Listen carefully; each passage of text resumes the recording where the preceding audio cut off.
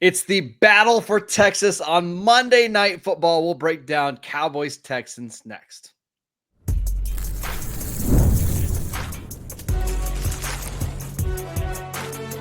You are Locked On NFL Crossover, part of the Locked On Podcast Network.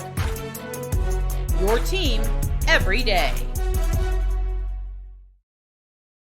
Welcome back to this crossover edition of the Locked On Texans and Locked On Cowboys podcast, part of the Locked On Podcast Network, your team every day. We'd like to thank you for making us your first listen of the day.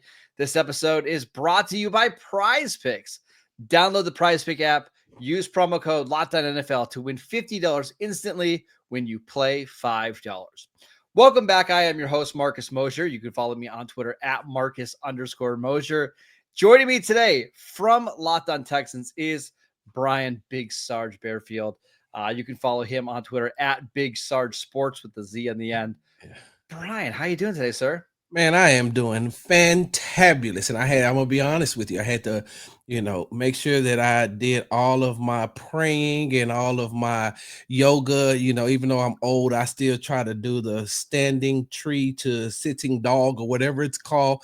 I had to get my mind right and self together because, man, I've been a diehard Dallas Cowboy fan since 1975. And so to talk about them unbiasedly as I do from week to week when I have to, like, this is going to be a little bit, this going to take me back to my childhood a little bit. So I'm sure you remember the first Cowboy Texans game, right? The night game. Yes, I do. And, I'll be honest with you, Texans fans never let Cowboys fans live that down. But I got an old saying that I used to use when we played Madden with my boys. I'd be like, hey, man, you're only as good as your last game. The last game, when I'm talking as a fan, like the last game, hey, the Cowboys won. So I also tell them that JJ Watt never had a sack on Tony Romo. There you go. The Cowboys did win their last game against Davis Mills and the Texans. It came down to the very end, which wasn't a great sign for that Cowboy team. But anyways, let's preview this matchup on Monday Night Football in Week 11. I want to start with the Texans, Sarge, because things do not look right. As somebody who covers the entire NFL for the 33rd team, every week I'm writing about how this Texans team just seems like they're missing something compared to what we saw at the end of last year. What's going on with this Houston team? The one thing that's going on with the Houston team is the play calling. And it seems like the rest of the NFL, as far as defensive coordinators, has caught up to offensive coordinator Bobby Slowick and the things that he wants to do as far as the offense is concerned. Now, coming into this season, on paper, you look at what all the weapons that the Houston Texans had, and you're saying to yourself, wow, like AFC Championship game or bust. And some people even had them going to the Super Bowl.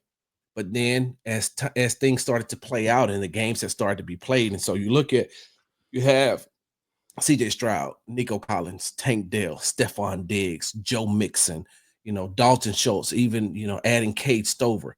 And I think that, I'm going to be honest with you, at one point I felt like it was just too much talent for a second-year offensive coordinator to have. I felt that way. But then as they started playing the games, because, in CJ we trust, of course, watching him play, and I'm saying to myself, okay, they'll get it together.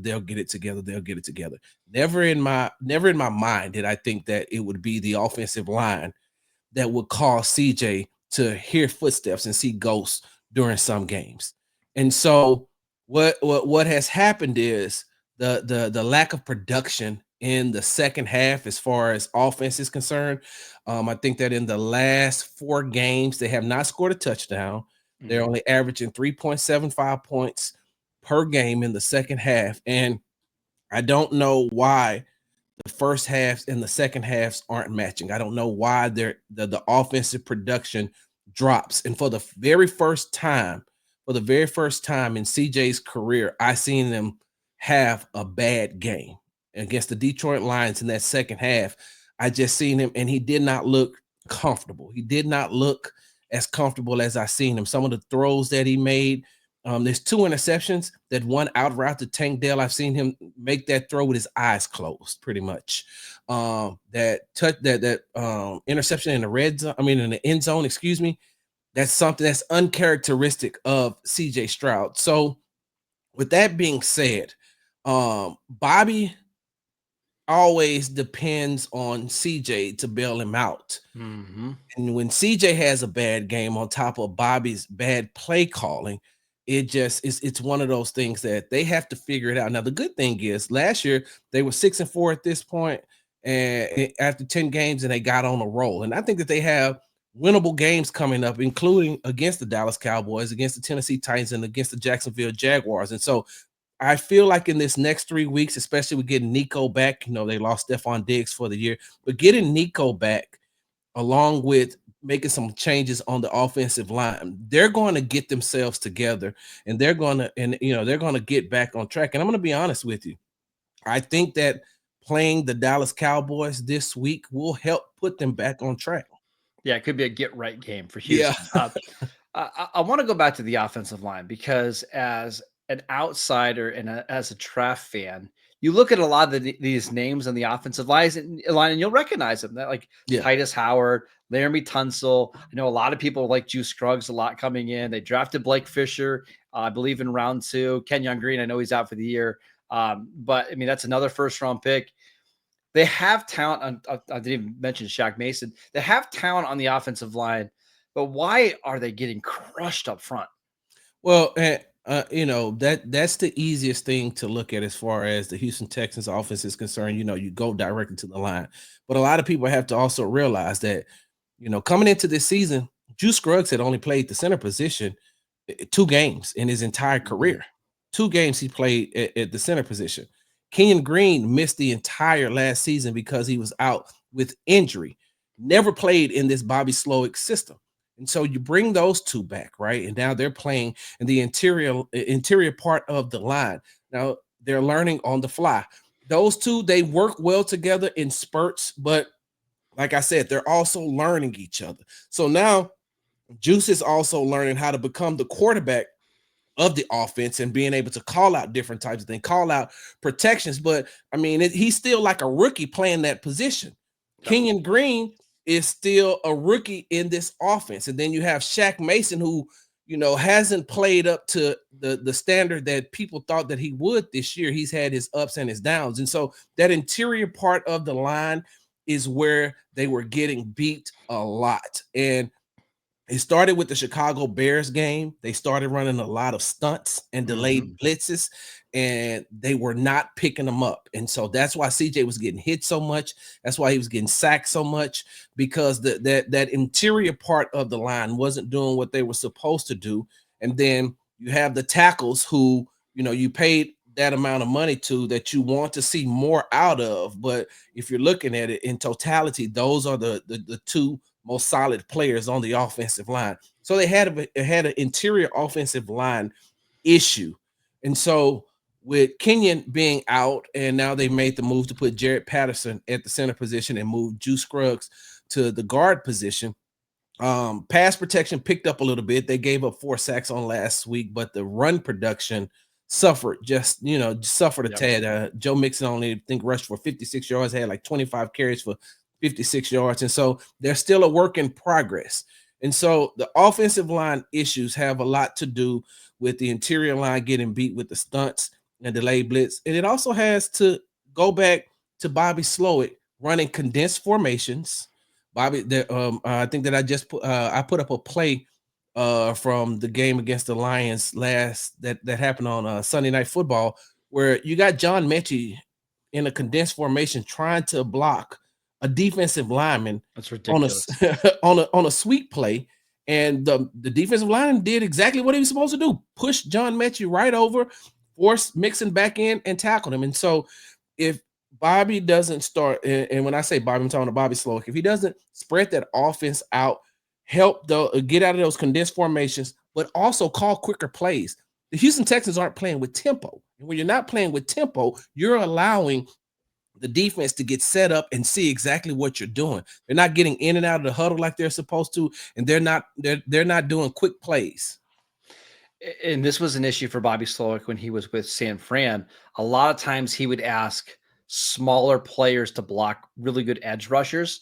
And it's why Jimmy Garoppolo got hurt in 2022. Brock Purdy ended up getting hurt in the NFC Championship game. It's been a problem. They try to find creative ways to get guys open, and sometimes it means that you're going to have lesser players blocking defensive linemen, but it obviously has not worked out this year. Sarge, I want to talk about the Cowboys and kind of the biggest storylines going into this game, because we know we're not short of any. Let's talk about the Dallas Cowboys going into Monday Night Football next. This episode is brought to you by Hillsdale College. Time is our most precious commodity, so don't waste it scrolling through the same mind-numbing content for hours and hours and hours. How about you spend it wisely so you can improve yourself? Our sponsor, Hillsdale College, is offering more than 40 free, that's right, free online courses, including Constitution 101, the meaning and history of the Constitution, Introduction to Free Market Economics, The Great American Story, A Land of Hope, The Rise and Fall of the Roman Republic, and so many others. It's absolutely fantastic. I've been taking them on my phone. I just push a lecture when I'm on for a walk, or when I'm in my truck. It's incredible, and it's all 100% free. Go right now to hillsdale.edu/lockedon to enroll. There's zero cost. It's easy to get started. That's hillsdale.edu/lockedon to register. hillsdale.edu/lockedon. This episode is brought to you by FanDuel. Get ready to tackle the NFL action with FanDuel, America's #1 sportsbook, because right now, new customers can bet $5 and get $150 in bonus bets if you win. The FanDuel Sportsbook app gives you everything you need to place live bets on the NFL all in one place. So when you get a hunch in the middle of the game, maybe you're watching this Cowboys-Texans game and it's tied at halftime, and you know that the Texans are going to find a way to win in the second half, you can go on the FanDuel Sportsbook app, place your live bet. You can view live play-by-play and so much more. Just visit FanDuel.com to join today. You'll get started with $150 in bonus bets if you win your first $5 bet. That's FanDuel.com. Never waste a hunch and make every moment more with FanDuel, an official sportsbook partner of the NFL. Welcome back to this crossover edition of the Locked On Texans and Locked On Cowboys podcast. We are here with Big Sarge. We're talking about our Dallas Cowboys. We can actually say that now on a crossover. Listen, you're a Cowboy fan. I'm going to ask you, what's the biggest storyline going into this game as a Cowboy fan? I would look at it as, well, one, quarterback. And before I tell my wife all the time, you can't answer a question with a question, right? My wife's an attorney, and she says, you're right, you can't. But I want to ask you a question real quick before I answer. Do you think that with the secondary issues that the Dallas Cowboys have, of course you have Trayvon Diggs, but when you look at safety, Donovan Wilson, and when you look at Kalen Carson, the rookie out of Wake Forest, do you think that going up against a quarterback like CJ Stroud and the wide receivers that the Texans have, that it may be a long day for them like it was against Philly? Yes, I do. Now, we'll see how healthy Nico Collins is. I know they held him out last week. They thought he might be close. But I do. I mean, if Deron Bland was 100% healthy, I think maybe they could challenge these receivers. But I do think Trayvon Diggs is a good matchup for Nico, because he's got that size and length to maybe match up with him. Where the Cowboys can win this game is by creating pressure with their front four. Getting Micah Parsons back last week, who was massive. I mean, he stepped right in, got 5 pressures, got 2 sacks. He was as dominant as ever. The problem is that the Eagles ISO'd Kalen Carson, and Dallas had no answer. They didn't have anybody else that they could put out there. In fact, they got to a point in the second half where Izzy Mukamu, a 4-string safety, 3rd-string safety, replaced him in the starting lineup. They're not going to be able to hide that other cornerback. And as long as CJ Stroud and Bobby Slowick remain committed to attacking Kalen Carson, I don't see a way that the Cowboys can slow them down. And I was going to say this to Donovan Wilson, right? He's really good as far as run support is concerned. But in the pass coverage, I've seen him be beat on double moves a lot. How can the Cowboys make up for that? Oh, wait. And question I want to ask you too, inside of that question, man, how good has Overshown been?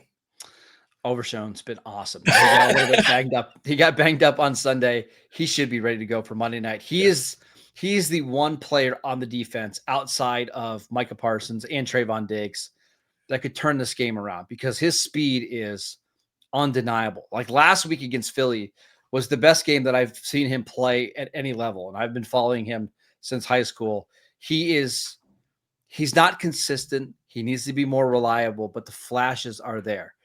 As for Donovan Wilson, this is what Wilson used to be. Like early in his career, Wilson was a playmaker for Dallas. Like he would create a bunch of turnovers. He was the guy that would fly into the backfield and make plays. But over the last year, he's starting to get more exposed in coverage to the point that we're having the discussion on Locked On Cowboys weekly, like, hey, is it time to sit Wilson down and play Wanye Thomas or Marquise Bell or somebody else? Because I don't know if it's working right now having two older safeties because they're not playing well and they're not creating plays. Yeah. And I'm so tired of seeing him after the pass is completed, him coming and try to knock the ball out. It's like they've already scored, man. Just, let the touchdown go. They also have a lot of DBs in their secondary that just clap all the time. That's not good when you see a clapper in your secondary. You don't want one of those. How does Cooper Rush, and I'm going to be honest with you today on social media, I called him the generic version of Jared Goff because last week he didn't throw a pass over 10 yards. How can Cooper Rush survive that Houston Texans front seven, who you got Danielle Hunter, who I think he's either one or two as far as creating pressures is concerned. They're coming off that defense is coming off a 5 interception game against the most efficient and accurate quarterback in the league in the Detroit Lions quarterback, Jared Goff.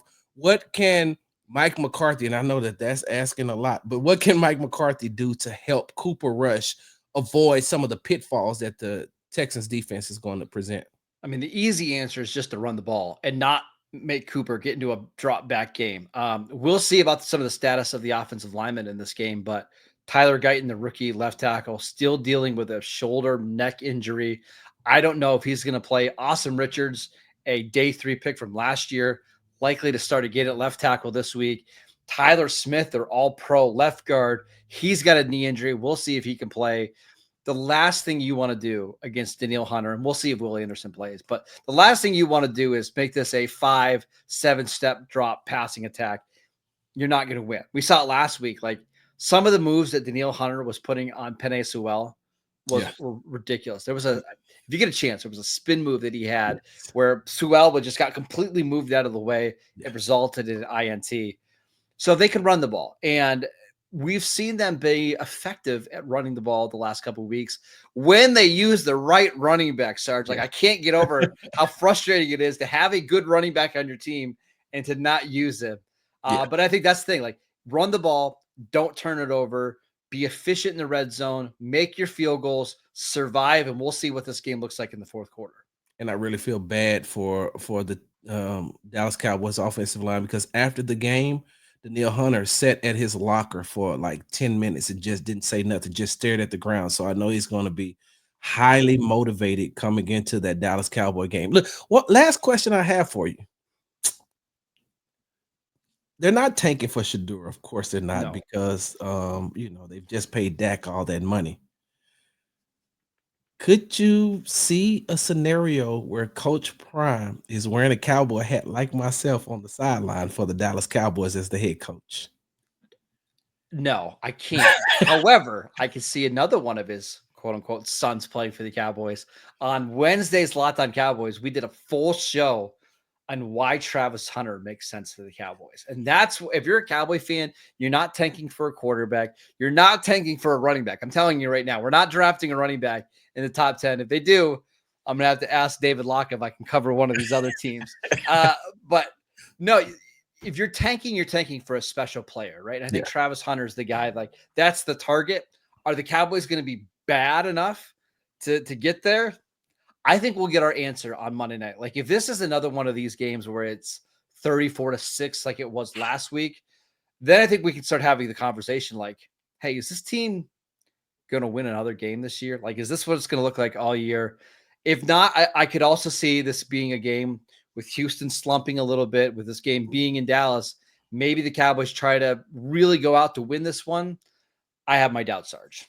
And that's the only reason I ask is because when you have a team like the Houston Texans with so many expectations coming into the season and the way that they played that game, they're going to come in highly motivated. And I know that Jerry doesn't like to make decisions in season unless, the coach is being sabotaged by the offensive coordinator and stop putting Terrell Owens in certain positions. And now you got to fire Wade Phillips. You can tell I'm still hurt a little bit, but hey, maybe our future head coach is on the other sideline this week, Bobby Slowick. That was a really hot name last offseason. Not so much this year. We'll see. Maybe I'm thinking Ben Johnson. Yeah, let's cross our fingers. All right, let's do some keys to victory. What the Cowboys and Texans need to do to win this game on Monday Night Football. We'll get to that next. This episode is brought to you by Prize Picks. Prize Picks is the best place to get real money sports action. With over 10 million members and billions of dollars in award winnings, Prize Picks has made daily fantasy sports accessible to all. You just pick more or less on at least 2 players for a shot to win up to 100 times your cash. Run your game all season long on Prize Picks. Prize Picks is the best way to get action on sports in most states, including California, Florida, Georgia, and Texas. It's the only real money daily fantasy sports platform with an injury insurance policy, so your lineups stay in play even if one of your players gets injured. Sign up today and get $50 instantly when you play $5. You don't even need to win to receive the $50 bonus. It's guaranteed. Download the Prize Picks app today. Use promo code LOCKEDONNFL to get $50 instantly after you play your first $5 lineup. Again, download the Prize Pick app today. Use promo code LOCKEDONNFL. You'll get $50 instantly after you play your first $5 lineup. Prize Picks, run your game. All right, it's time for some keys to victory for the Dallas Cowboys and the Houston Texans going into this Week 11 Monday Night Football matchup. Sarge, what do the Texans need to do in this one to win? There's only one key to victory for the Houston Texans, and that's run, Joe Mixon, run. Because I know the Dallas Cowboys have the 31st ranked run defense in the NFL. They're giving up 152 yards per game. The Houston Texans are averaging 119 per game. So I'm looking to see that Joe Mixon has a breakout game, has 130 yards plus, probably 2 touchdowns, and even has one receiving out of the backfield. And so if the Houston Texans can get Joe Mixon back on track, let him run, because he's one of the most angriest, violent runners there is in the NFL, and let him take advantage of this. This is a time where Bobby should be feeding him the ball and feeding him the ball a lot. And I think that it's gonna help having Nico Collins back. It's gonna open up the field a little bit more, open up those running lanes for him. And so just keep feeding Joe Mixon the ball, and I think that the Houston Texans can win. For the Cowboys side of things, they've got to create turnovers. They are not a talented enough team to win this game with a 0 turnover margin or negative. We saw them have 5 turnovers last week, 4 lost fumbles. I don't care who you are. You're not going to win that game in the NFL. I guess unless you're Jared Goff. You can pull that one out of your rear end and win. Right. But this Cowboys team is they're not the Detroit Lions, right? They are going to need to get multiple takeaways on defense. And likely they're going to need to put them either score or put the offense into scoring position, because this offense with Cooper Rush, with a bad offensive line, with really no options in the passing game outside of CeeDee Lamb, they don't have the ability to string together long drives. So create turnovers and find a way to create splash plays either on offense or special teams, whether that's trick plays, whether that's Kevontae Turpin returning every single kickoff out of the back of the end zone. You've got to find a way to get some easy points up on the board so Cooper Rush doesn't feel like he needs to try to go out and score 27 by himself, because they're not that offense. They haven't been that offense even with Dak Prescott this year. Get some cheap, easy scores. Maybe you'll find yourself in this game late. Yeah. And one more thing is the Houston Texans cannot allow Micah Parsons to get comfortable. Yeah. Because once he gets comfortable and they start moving him all around the field and he's able to create pressures, get sacked, cause havoc, create havoc on either side, wherever he is, wherever they line him up at. And and that's with standing him up or putting his hand into the dirt. If you allow him to get comfortable, then it's going to be a long day. But I look at it like this as well. With Nico returning, they're not going to force feed him the ball, but they're going to make sure that he gets his touches. And so even with Diggs holding him, and I said this earlier, Diggs has an advantage because he used to be a wide receiver, so he can read routes as well. And so if he picks up on a tendency of you trying to force feed, he will, pick up on that and start jumping routes. And if he does that, that's when the other side in Tank Dell or John Mechie or Robert Woods or Xavier Hutchinson, they should eat all day. This should be a game where Dalton Schultz in his return to Cowboy should be able to eat, especially if Donovan Wilson is going to hold him. And so, like I said, I think that the offense will get themselves back on track this week. If you're the Cowboys, you need your stars to play like stars. Now, Micah did that last week. Trayvon did that last week. CD, I think, would have done it if the sun wasn't in his eyes on his play. We won't have to worry about that on Monday. But if your stars play like stars, you'll have a chance. The Cowboys still have a few of them on each side of the ball. Houston does as well. Likely this game will be decided on how those blue chip players perform on Monday Night Football. Yeah. That is it for today's show. We want to thank you for making this crossover edition of the Locked On Texans and Locked On Cowboys podcast your first listen of the day. Check out the new Locked On NFL show wherever you get your podcasts. It's free and available on all platforms. 2 shows every single day. 1 in the morning with Tyler Rowland, 1 in the afternoon with my guy, Tony Wiggins. Make sure you check that out. Make sure you check out the Locked On Texans podcast. Make sure you follow Sarge on Twitter at Big Sarge Sports with a Z on the end. I'm at Marcus _Mosier. Enjoy Monday Night Football, and we'll see you right back here tomorrow.